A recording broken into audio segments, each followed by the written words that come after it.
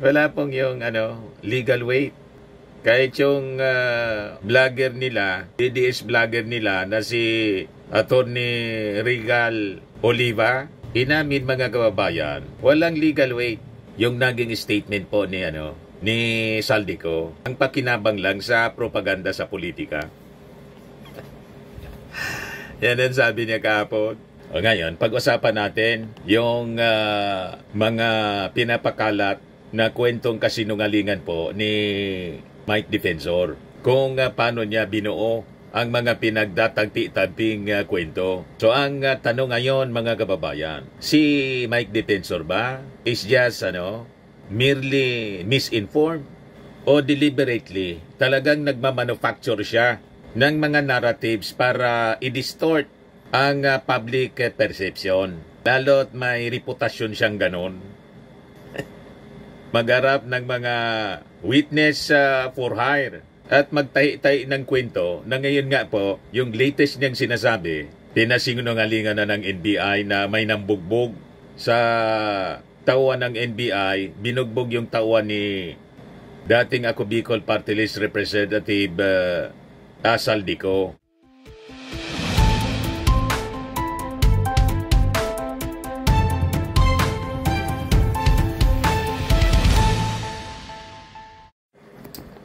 Hello po mga kababayan, si Dante Marapillas. O yung hero ng mga DDS mga kababayan, pumunta rin doon sa EDSA. Ay sa White Plains pala. Ayan para sa rally. Sabi dito sa report ng Inquirer, Cavite 4th District Representative Kiko Barsaga makes an appearance at the United People's Initiative Rally for Accountability, Transparency, Integrity on Monday afternoon at White Plains Avenue in Quezon City. Tuwang-tuwa yung mga tagahanga niya mga kababayan na may mga saltik din. Pa-picture-picture kasi nagagamit nila. Ito yung nasa EDSA People Power Monument mga kababayan, mga 3,000 daw ang nandoon, sabi ng Quezon City Police District. Walang tigil sa sa panawagan, nag-check attendance na sila. Nasaan ang mga JIL? Nasaan daw yung mga KOJC? Minions ni Joel Villanueva, GIL, yung KOJC, so kay Kibuloy. Konti. Tayong lahat ay nasaan ang mga JIL? Nasaan ang mga KOJC? Nasaan ang kabatirang Muslim? Ang mga Kristiyano at ang mga Katoliko? Pilit na pilit po mga kababayan. Ngayon, sabi po ni DILG Secretary John B. Grimolia, yung mga members ng United People's Initiative or UPI, imbestigahan daw nila sa panawagan na patalsikin yung ating Pangulong Bongbong Marcos sa pamamagitan ng panawagan nilang mag-withdraw yung Armed Forces of the Philippines ng suporta sa Commander-in-Chief for inciting to sedition. That's close to inciting to sedition. Yung mga ganyang klaseng salita has no place in a civil society. Madadagdagan ito mga kababayan yung makukulong. Other than yung mga iniimbestiga na mga senador, congressman, DPW sa officials at contractors na sangkot po sa flood control anomalies. Kasama nitong makukulong itong mga inciting to sedition. O di ba? Baka kasama sila sa magpasko na sa loob ng kulungan. Mabuti naman po para mabigyan ng disiplina. Tumino itong mga taong ito na walang tigil po sa panggugulo. O ngayon, nag-react na rin po yung National Bureau of Investigation na ina-accuse po ni Mike Defensor na binugbog daw po ng NBI personnel yung tauhan ni dating Ako Bicol Party List Representative Saldico. Yan yung kwento po bagong pinapakalat na kasinungalingan ni Mike Defensor. Ito yung mga pinapakalat na kasinungalingan po ni Mike Defensor. Pakinggan ninyo. Hindi ko siya alam. Hindi na siya pinoprotektahan. Illegally detained na siya. Illegally Si Gutesa daw. Ang pamilya niya, ngayon lang araw tumakas. Kasi pinapalibutan na. Matapos magsalita ni Saldico na totoo yung sinabi ni Gutesa. Si Paul Estrada at yung asawa nabugbog dahil gusto na mag-witness. Ngayon, dinala ng Chile. Ang sabi ng babae, meron daw mga katungkulan. Yung mga nagbabantay. Ang sabi pa nga, NBI. Paano kung lalabas kung ganito ang sitwasyon? Na ang mismong kalaban mo, ang puwersa ng armado ng estado ng gobyerno. Hindi ko sinasabi mo sa mga pulis. Sigurado ko mga pulis, galit na rin sa nangyaring nakawan. Pero may mga ilang sangay o individual na gamit sila para patahimikin at kitilin itong ganitong pagsasalita sa katotohanan. Magsalita mo na siya, ipanotaryo niya. Dahil pag dinotaryo niya, hindi naman niya kailangan umuwi eh. Sa tamang panahon, pag talagang maayos na, pwede siyang umuwi. Pero sa ngayon, hindi pa siya nakanotaryo, wala pang malinaw na, hindi pa naayos yung ebidensya, papatayin siya. Pero siyempre, naniniwala ba kayo sa mga pasabog ni Naniniwala ko 1,000% kasi sila magkakasama. Si Saldico, pinili nila yon, hindi ka pwede maging Committee on Appropriations Chairman ng Kongreso kung hindi pumayag ang Pangulo. Pinili yan ni Martin Romualdez, pinili ng Pangulo at ipinoto nila. Maski naman ang Speaker hindi ka magiging Speaker kung hindi ka kakampi ng Presidente. Ngayon, 3 taon, sinindikato nila yung pondo. Nung una, pinoproteksyonan nila si Saldi. Diba? Nung una, sinasabi lang, walang nakawan. Nung nagsalita na ngayon na sinasabi, ito na, sa'yo ko diniliver yung pera, sinisiraan na naman nila. Kakampi na naman daw ni Duterte. Ako wala akong pakialam sa Duterte, Marcos, kung ano man politika.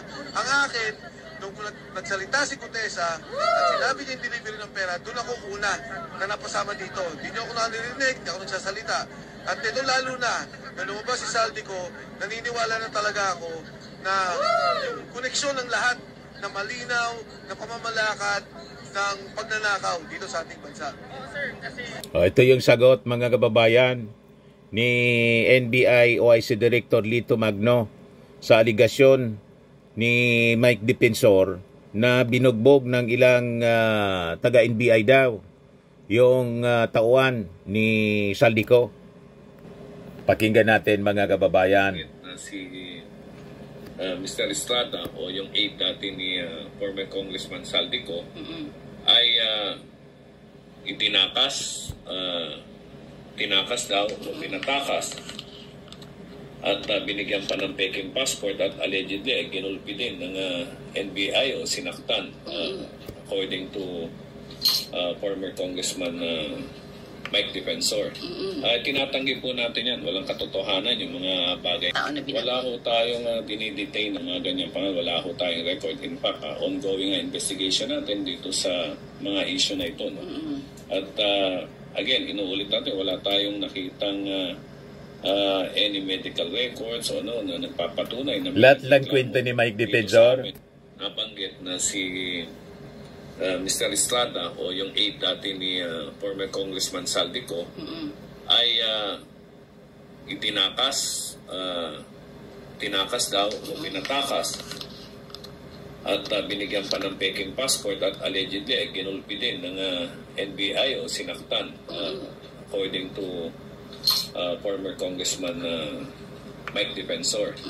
Tinatanggi po natin yan. Walang katotohanan yung mga bagay na yan. Mga tao na wala ho tayong dinidetain ng mga ganyan pangal. Wala ho tayong record. In fact, ongoing investigation natin dito sa mga issue na ito. No? At again, inuulit natin, wala tayong nakitang any medical records o na nagpapatunay na may nagreklamo dito. Di ba, mga kababayan? Lahat kwento sila. Lalo na itong si Mike Defensor. Napakasinungaling po. Malamang habulin siya ng ating mga authorities para panagutin sa kanyang mga gawa-gawang kwento to destabilize the government. Di ba ba? Yung Congress, mga kababayan, si Deputy Speaker Ronnie Pono nagpa-press con at sabi niya, the majority is solid. Everybody is in support sa ating Pangulong Bongbong Marcos. Ayan po. At sabi niya sa press con kanina, tungkol sa naging video ni Saldico, if you look at the overall statement of Mr. Ko, parang napulot kung saan-saan. Parang napulot kung saan-saan niya yung yung mga pinagsasabi niya. Wala pong yung legal weight. Kahit yung vlogger nila, DDS vlogger nila na si Attorney Regal Oliva, inamin mga kababayan, walang legal weight yung naging statement po ni ni Saldico. Ang pakinabang lang sa propaganda sa politika. Yan ang sabi niya kahapon. O ngayon, pag-usapan natin yung mga pinapakalat na kwentong kasinungalingan po ni Mike Defensor. Kung paano niya binuo ang mga pinagdatagpi-tagping kwento. So ang tanong ngayon mga kababayan, si Mike Defensor ba is just merely misinformed o deliberately talagang nagmamanufacture siya ng mga narratives para i-distort ang public perception. Lalo't may reputasyon siyang ganon. Magharap ng mga witness for hire at magtahi-tahi ng kwento na ngayon nga po, yung latest niyang sinasabi, pinasinungalingan na ng NBI na may nambugbog sa tauhan ng NBI, binugbog yung tauhan ni dating Ako Bicol Party List Representative Saldico. So, unahin natin mga kababayan yung unang naging kwentong kutsero ni Mike Defensor. Nasabi ni Mike Defensor, si Gutesa daw nasa marine custody. That is a big lie. Kasi mismo yung armed forces, yung Philippine Navy, sinabi ng Philippine Navy po, walaan niya sa amin, never na pumunta sa amin, or nag-seek ng custody. Sinapalpalagan po si Mike Defensor. Yan po. Defensor loudly proclaimed in interviews that ex-Marine Orly Gutesa was being protected now and handled by the Philippine Marine Corps after the Senate hearing, giving the impression that the military was backing Gutesa's explosive but shaky testimony. Nang i-fact check natin mga kababayan, it is false. At mismong si Ping Lacson, finact check siya. Sabi ni Ping Lacson, sinabihan na niya ako ng Marine Commandant na never anyang nasa marine custody itong si Gutesa. Ganon din yung sinabi ni Philippine Navy or ng Philippine Navy Commander. At sinabing retired na niya si Gutesa. Isa ng civilian. Therefore, the military has no role sa kanyang galaw. Andali po na matunaw yung mga kwentong kutsero po ni Mike Defensor. Yan ang report ng ng Philippine Daily Inquirer. October 30, 2025. Sabi ng Philippine Navy spokesperson na si Captain Marisa Martinez, it must be made clear that Mr. Orly Regala Gutesa is not under the protection of the Philippine Marine Corps, which has no involvement in his personal affairs. Tapos ngayon, may bagong kwento kahapon, may bagong kwento si Mike Defensor. Ngayong tauhan daw ni Saldico na si John Paul Estrada, pati yung kanyang asawa, binugbog ng tauhan ng NBI at saka inilipad pa Chile. Binigyan daw ng fake passports para makalabas ng bansa to prevent Estrada from testifying on the flood control scandal issue. At si Gutesa daw, hawak pa rin ngayon, hostage na. Hindi na under protection, kundi in-hostage na daw. Ng Philippine Marines, ganun ang kwento. Ganun kaseryoso ang mga aligasyon mga kababayan ni Mike Defensor. Malamang makasuhan po ng inciting to sedition at saka pagpapakalat ng fake news. Di ba, mga kababayan? Doon naman po tayo sa smear job theory laban kay Martin Romualdez at saka kay Saldico na malinaw po na imbentong conspiracy, imbentong kwentong sabuatan, nagawa-gawa mga kababayan ni Mike Defensor. So after mga kababayan na yung notarized affidavit ni Gutesa, madeklarang fake yung notaryo ng Manila RTC Biglang binago ni Mike Defensor yung kanyang script. Biglang binago yung kanyang script. Sabi ni Mike Defensor, yung pag-disown niya ng notarial signature, partian niya ito ng smear job allegedly orchestrated by Martin Romualdez pagkatapos ni Saldico.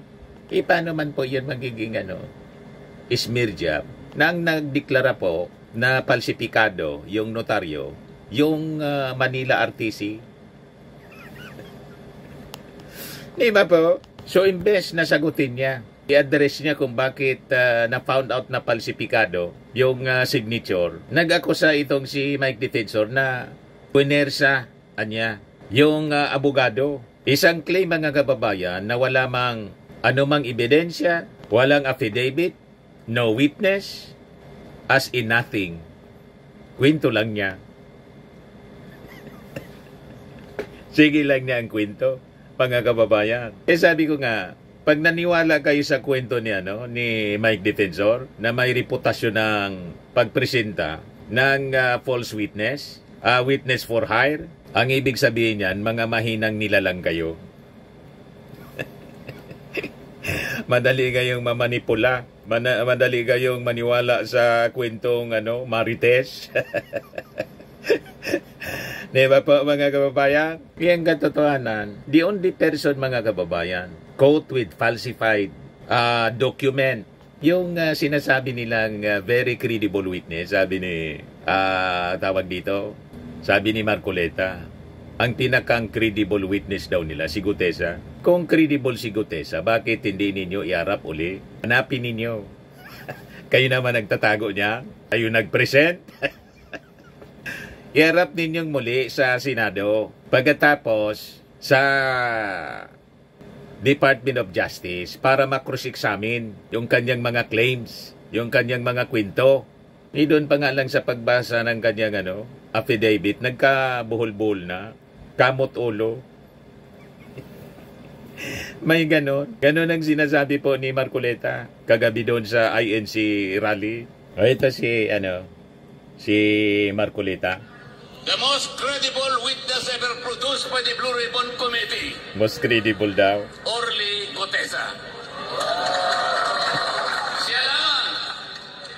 Siya lamang po ang tumukoy at kumonekta sa pagitan ni Saldico at ang dating speaker, Martin Romualdez. Wala na pong iba. Wala na pong iba. Natakot silang lahat sapagkat totoo ang sinasabi ni Orly Gutesa.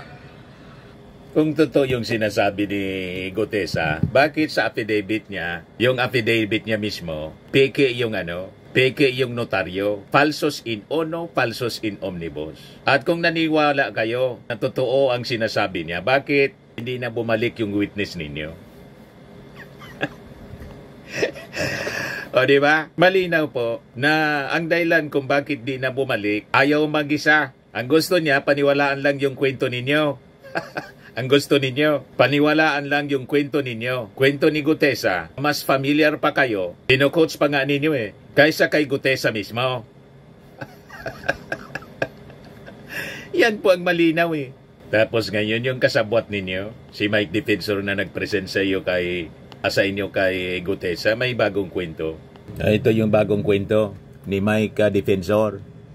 Yung tauhan daw ni dating Congressman Saldico na si John Paul Estrada, binugbog at binigyan ng fake passport, nilipad pa Chile. So ito pong itong kwento ni Mike Defensor, latest allegation is straight out of a telenovela. Sabi niya, si Estrada at yung asawa allegedly beaten up, allegedly detained by the NBI personnel, allegedly given fake passport, allegedly flown to Chile, allegedly to prevent testimony. Ang lahat ng kwentong to, ang source, si Mike Defensor lang. Walang NBI report na nagko-kumpirma sa kanyang kwento, no immigration alert, para i-back up yung kanyang claim, walang ebidensya of flights or passports na lumilitaw, no family member na lumitaw. No investigator has corroborated any detail. Ang narinig natin sa NBI ngayon, pinapasinungalingan nila na may nangyaring ganyan. Ito. O yung aide dati ni former Congressman Saldico ay tinakas daw o pinatakas at binigyan pa ng peking passport at allegedly ay ginulpi din ng NBI o sinaktan according to former Congressman Mike Defensor. Tinatanggi po natin yan. Walang katotohanan yung mga bagay na yan. Mga tao na Bokya na naman po. Dinidetain ng mga ganyan pa. Wala ho tayong record. In fact, ongoing investigation natin dito sa mga issue na ito. No?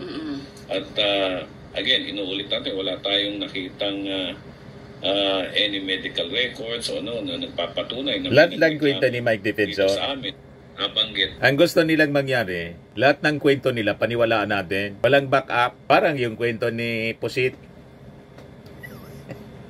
Sige lang pa-interview. Pero ayaw ma-cross-examine mga kababayan. Ayaw matanong. Anong klase mga tao ito?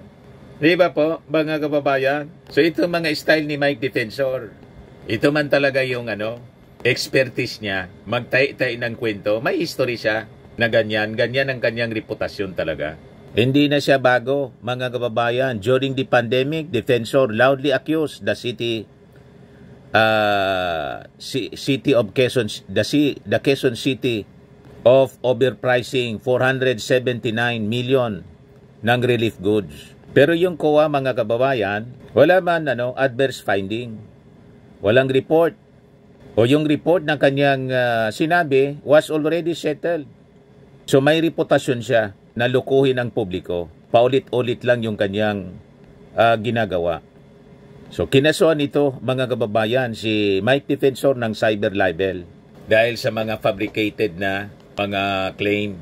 Sabi nga po ni Maring Winnie Monsod, si Defensor niya has a history of either influencing witnesses or training witnesses.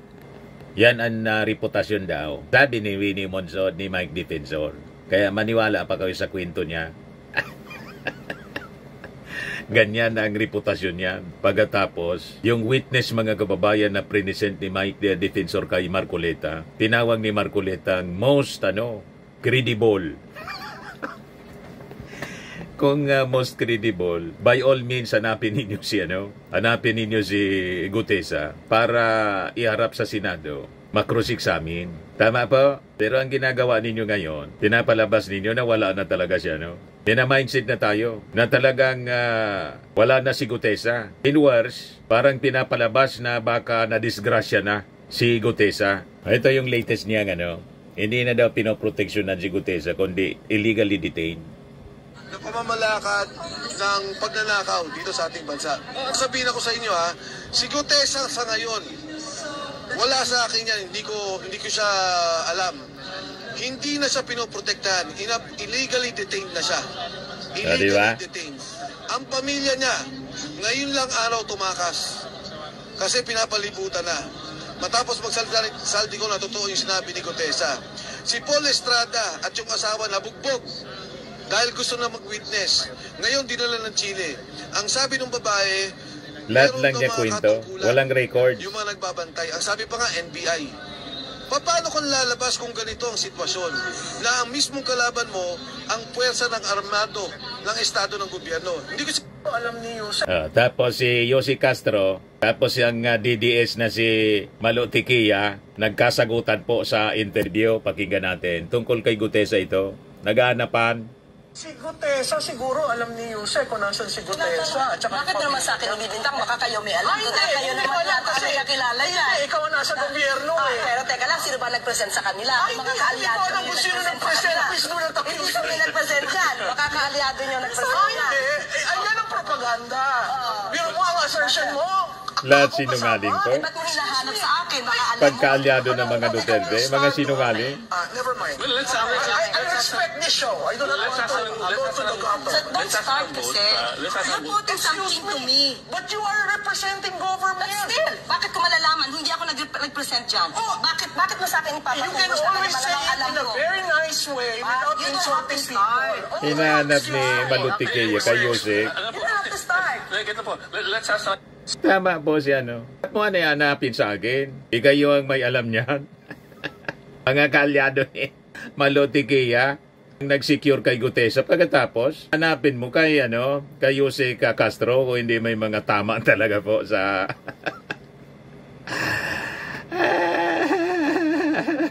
So ito yung bigger narrative, mga kababayan. Ginugulo nila ang kwento. Wala sila sa katotohanan, mga kababayan. So across this episodes, mga kababayan, ang storyline nila pareho. 1, make a sensational claim.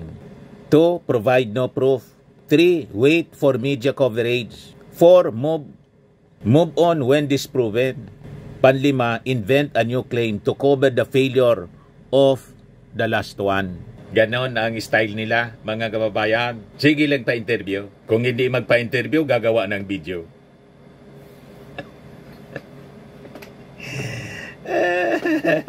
Kanina, may bagong video siya, si Sara Duterte, hoping, mga kababayan, na kakagatin ng mga mamamayang Pilipino. Wala nang interesado po. Kasi nga po, sabi nga dito sa amin, sunado na sinungaling. Proven na paulit-ulit, mga kababayan, ang mga pinapakalat nilang kasinungalingan. Di ba? Sabi ni Congressman Pono, yung video daw ni Saldico, parang napulot lang kung saan-saan.